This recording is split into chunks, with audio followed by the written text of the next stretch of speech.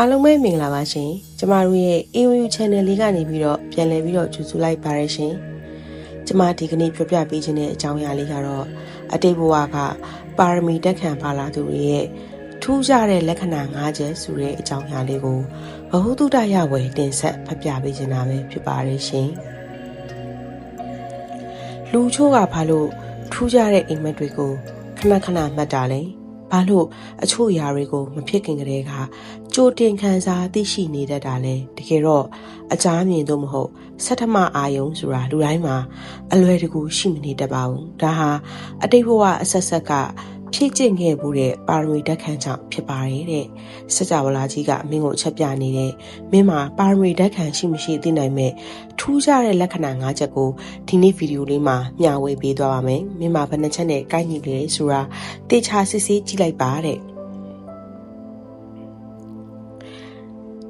နံပါတ်1ကအိမ်မက်ဆက်များမကြာခဏမှတ်ခြင်းပထမအဆုံးချက်ကတော့အိမ်မက်တွေပဲဖြစ်ပါတယ်အတိတ်ကပါရမီတက်ခံရှိသူတွေဟာတာမန်လူတွေလိုအတိတ်ပဲမရှိတဲ့အိမ်မက်မျိုးမဟုတ်ဘဲရှီဟောင်းဖျားเจ้าကန်တွေကိုမရောက်ဘူးတဲ့နေရာတွေဒါမှမဟုတ်မြင့်မြတ်တဲ့ထွက်ရပေါပုံကိုကြီးတွေဆရာသခင်တွေကမိမိကိုလာရောက်ကဲတီဆောက်ရှောက်တဲ့အိမ်မက်မျိုးတွေကိုမကြာခဏမှတ်တတ်ပါတယ်ဒါဟာမိမိရဲ့မသိစိတ်ကအတိတ်ဘဝကအဆက်ဆက်တွေကိုပြန်လဲသတိရနေတာပဲဖြစ်ပါတယ်တဲ့နံပါတ်2ပထမဦးဆုံးအာယုံခံစားမှုမှန်ကန်ခြင်းဒုတိယချက်ကတော့တခုခုဖြစ်တော့မယ်ဆိုရင်စိတ်ထဲဖြတ်ခနဲကြိုသိနေတာမျိုးပါတယောက်ကိုတွေးလိုက်ရုံနဲ့ဒီလူဟာလူအောင်လားလူဆိုးလားဆိုတာစိတ်ထဲကကြိုတင်ပြီးတော့ခံစားမိတတ်ပါတယ်လောကီအယူအဆရဒါကိုဉာဏ်မျက်စိသို့မဟုတ်တတိယမျက်လုံးခက်မိမိပွင့်နေတာလို့ခေါ်ဆိုနိုင်ပြီးစိတ်လိုက်ပုံမထက်မြက်သူတွေမှာတွေ့ရတတ်ပါတယ်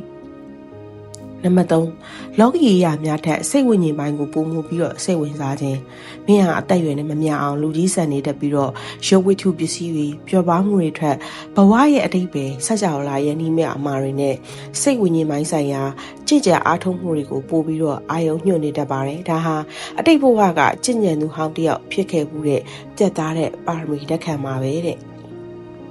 နံပါတ်4အချက်ကတော့နေရာတစ်ခုဒါမှမဟုတ်လူတယောက်အပေါ်အကြောင်းမဲ့တန်ရောစီကြီးခြင်းတခါမှမရောက်ဘူးတဲ့ရှေးဟောင်းနေရာတစ်ခုကိုရောက်တဲ့အခါငါဒီနေရာကိုရောက်ဘူးတလို့ပဲလို့ခံစားရတဲ့ဒေဂျာဘူးအာယုံတွေကိုခဏခဏဖြစ်တတ်တာဒါမှမဟုတ်တခါမှမသိဘူးတဲ့သူကိုတွေးလိုက်ရုံနဲ့ရှင်ထဲမှာအကျွမ်းတွင်ခံစားရတာမျိုးဟာအတိတ်ဘဝကဝိပောက်ကအကျိုးတွေပါရမီလိုင်းခြင်းတိုက်ဆိုင်မှုတွေရှိနေလို့ပဲဖြစ်ပါတယ်တဲ့နံပါတ်5တိတ်ဆိတ်ခြင်းနဲ့သဘာဝတရားကိုမြင်လို့ခြင်းနောက်ဆုံးတစ်ချက်ကတော့ဆူညံမှုရတဲ့နေရာတွေကိုမုန်းတီးပြီးတော့တယောက်တည်းတိတ်ဆိတ်စွာနေရာတာကိုပုံနှစ်သက်တာဖြစ်ပါတယ်စိတ်ကိုအေးချမ်းအောင်ထားနိုင်စွမ်းရှိပြီးသဘာဝတရားနဲ့လွယ်လွယ်ကူကူချိတ်ဆက်နိုင်စွမ်းရှိကြပါတယ်